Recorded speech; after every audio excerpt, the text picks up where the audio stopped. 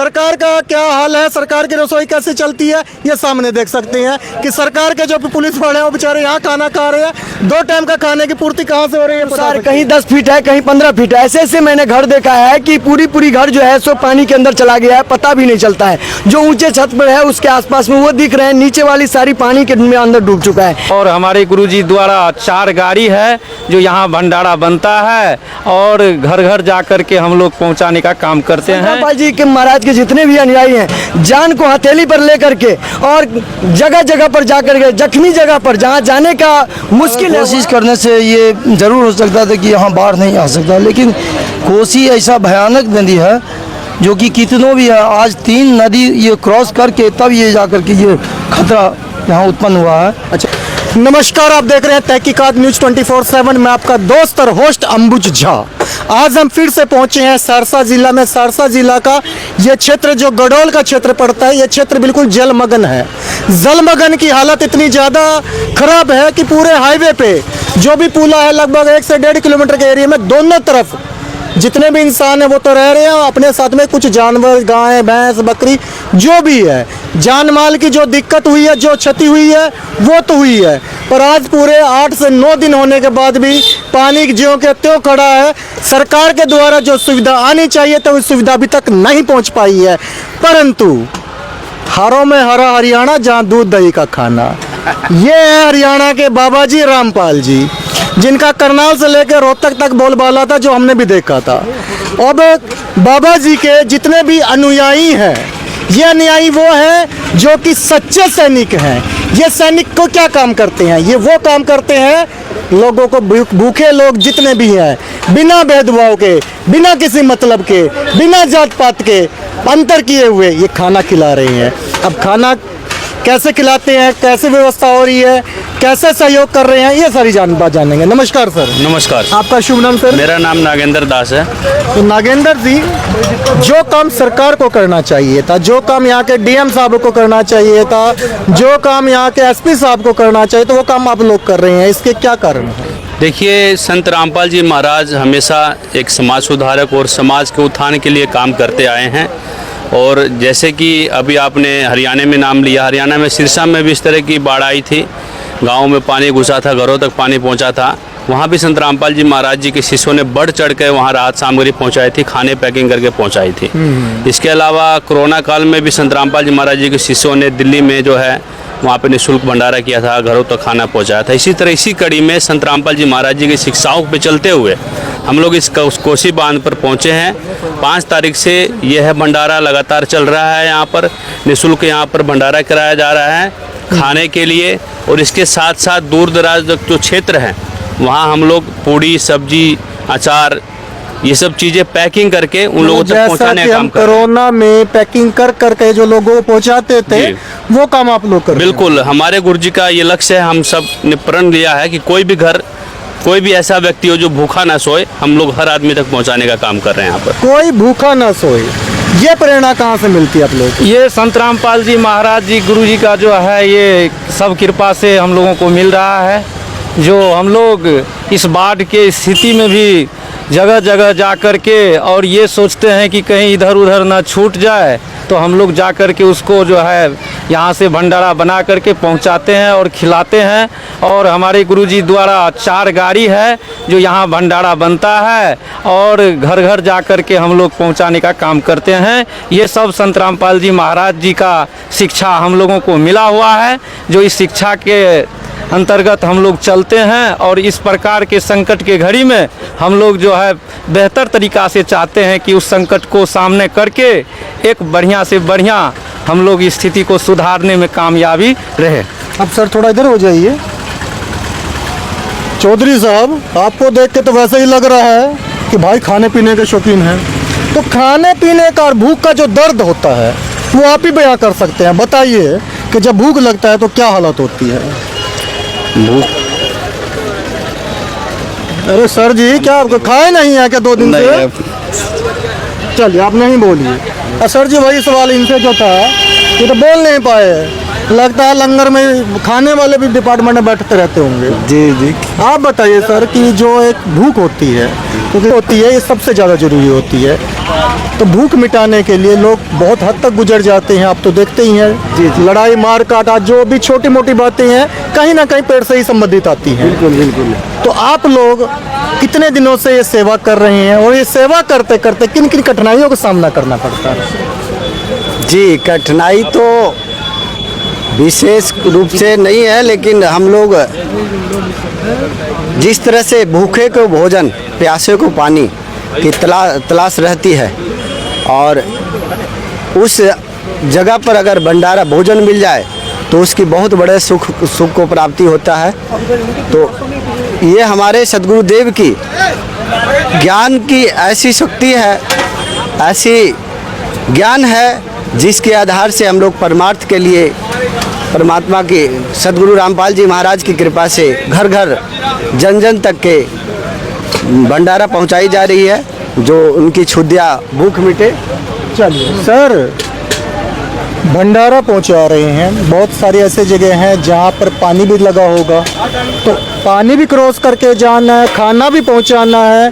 कितने लोग आपकी टीम में हैं अभी? देखिए हमारे यहाँ पर जो है सो कई जिलों से, हर जिलों से हम लोग तो इस प्रकार हैं कि काफ़ी अभी यहाँ पर जगह कम है, इसीलिए हम लोग प्रत्येक जिला, आसपास के जिला से लगभग 20-25 ही सेवादार करके एक जिला से मंगाए, लगभग 150-200 सेवादार यहाँ पर पहुँचे हैं। सभी सेवादार का एक ही उद्देश्य है, हमारे संत रामपाल जी महाराज का एक उद्देश्य है, चाहे हमारे अनुयायी गुरु जी के जो अनुयायी हैं वो है, चाहे अन्य समाधान लोग जो भी हैं समाज में, सब परमात्मा बताते हैं मेरा बेटा है। जैसे हमारे गुरुजी ने अभी आदेश किए, जैसे ही गुरुजी तक सूचना गया कि ऐसे ऐसे राहत सामग्री का जो है सो वहाँ ज़रूरत है, तो हमारे गुरुदेव जी ने आदेश दिए कि बच्चों जाओ आप प्रत्येक तक भोजन बजाओ, वो मेरा बच्चा है, तुम भी मेरे बच्चे हो, वो भी मेरे। देख रहे हैं हमारे गुरुजी ने पूरे विश्व को जो है सो साल में 6 बार आमंत्रित करते हैं, ऐसे ऐसे भंडारा करवाते हैं, वहाँ सब 56 प्रकार के व्यंजन बनवाते हैं। तो हमारे संत रामपाल जी महाराज ने आदेश दिए कि जहाँ तक आप संभव है, जहाँ तक आप जा सकते हैं, संत रामपाल जी के महाराज के जितने भी अनुयायी हैं, जान को हथेली पर लेकर के और जगह जगह पर जाकर के, जख्मी जगह पर जहाँ जाने का मुश्किल है वहाँ तक भी जो है सो रात रात में आप देख सकते हैं, रात को जो है सो हमारी गाड़ी है गुरुजी का, उस गाड़ी पर जो है सो सेवादार बैठ करके और जन जन तक घर में ढोकरी जो सो गए थे उनसे जगह जगह करके पूछ करके नाव की व्यवस्था से भी हम लोग वहाँ पहुँच करके और घर घर जगह जगह के आपने भंडारा किया है, खाया है, नहीं खाया है, जो लोग नहीं खाए हैं उन तक हम लोग पहुंचाने का कार्य कर रहे हैं। ये कार्य जो है सो लगातार चल रहा है।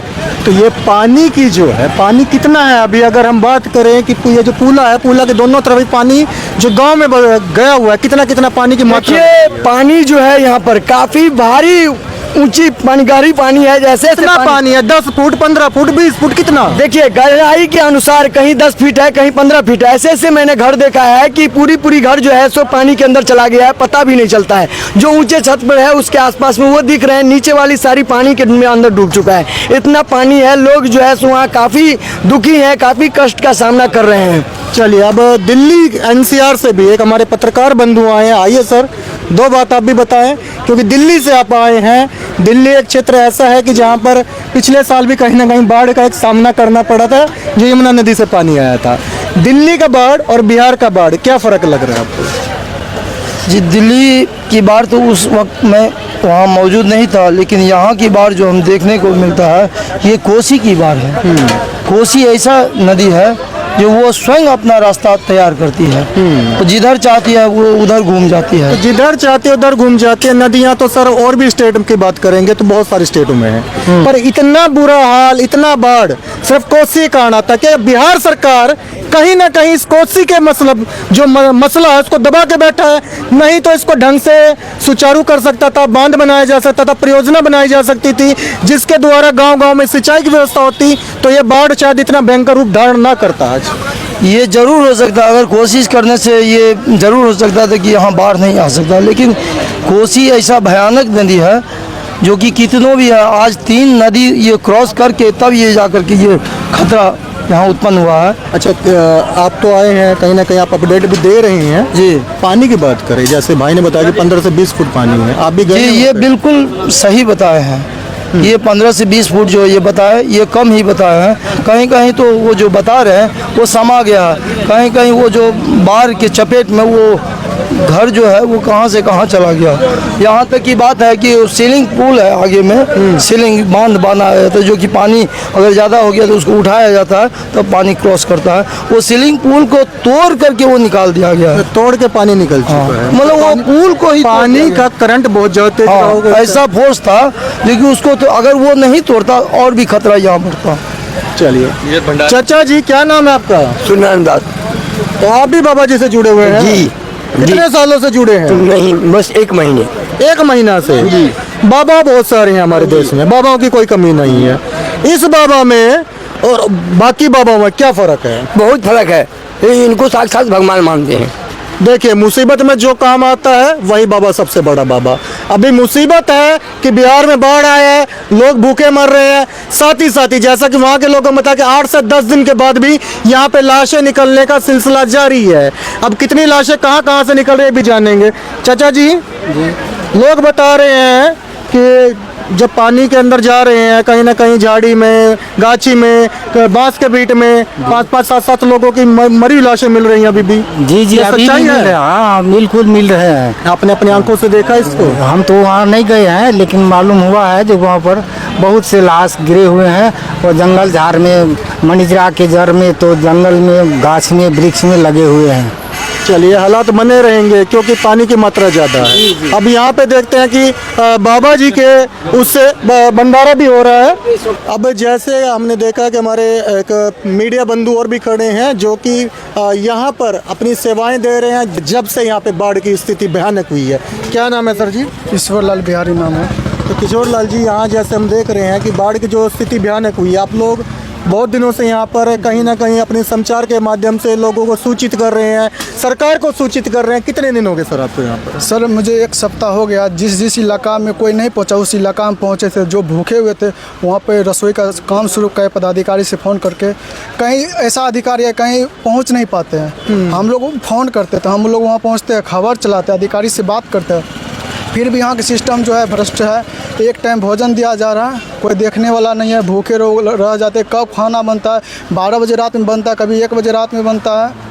कैसे खाएंगे? 3 लोग को बहुत बड़ी मतलब सरकार जो भी है अपना खाना पूर्ति कर रही है और बाढ़ राहत कोष का भी इसके अंदर भी कहीं ना कहीं भ्रष्टाचार है। जी बिल्कुल है। यहाँ पर लगातार जो है कागज पर 2 टाइम का भोजन दिया जा रहा है, मगर मिलता है जनता के 1 टाइम, वो भी सही से नहीं मिल पाता है। कागजों पर 2 टाइम का भोजन दिया जा रहा है और कह रहे हैं कि जनता को 1 टाइम भी भोजन ढंग से नहीं मिल रहा है। हाँ, जनता से पूछेंगे वो कितने बार दिया जाता है? हम लोग तो रामपाल जी महाराज का सर, रामपाल महाराज तो दे रहे हैं सरकार के द्वारा। वो हमको नहीं पता है सर, कागज चलिए, नहीं पता। आप इधर हम लोग बैठा करके पीड़ित भक्तों को खिला रहे हैं हम लोग। हाँ, 24 घंटा 24 घंटा खिला रहे हैं खाना बना के। सर, क्या क्या खाना बना है आज? चावल है, दाल है, सब्जी है, पूरी है, सब्जी है, अचार राम है, जो कि ताजा बना के सब जो है दे रहा है। चलिए, सेवा निस्वार्थ भाव से होती है और ये निस्वार्थ भाव है। निःशुल्क है बिल्कुल सर, निस्वार्थ भाव हो तो निःशुल्क तो होगा ही ना। हाँ, निस्वार्थ। तो अब देखते हैं कि सरकार क्या जो ग्रामीण है या जो यहाँ के लोग फंसे हुए हैं बाढ़ में, भूखे पीड़ित हैं, उनका खाना तो नहीं मिल रहा है। 2-2 टाइम का में 1 टाइम शायद दिया जा रहा है और 1 टाइम का जो है वो सिर्फ कागजों में दिखाया जा रहा है और जो माल पानी होगा वो कहाँ जा रहा है ये तो सरकारी घंटा बताए। सेवा है यहाँ उपलब्ध और यहाँ पे 24 घंटे की सेवा उपलब्ध है। सेवा ले सकते हैं भोजन का। अगर आप भी बाढ़ पीड़ित है, कहीं फंस चुके हैं तो कम से कम यहाँ पे आए और आपको भूखे पेट नहीं सोना पड़ेगा। सबसे बड़ी बात ये है, इसी लिए यहाँ पर सेवा हो रहा है सर। चले है ग्रामीण की तो चले छोड़िए, सरकार का क्या हाल है, सरकार की रसोई कैसे चलती है ये सामने देख सकते हैं कि सरकार के जो पुलिस वाले हैं वो बेचारे यहाँ खाना खा रहे हैं। 2 टाइम का खाने की पूर्ति कहाँ से हो रही है?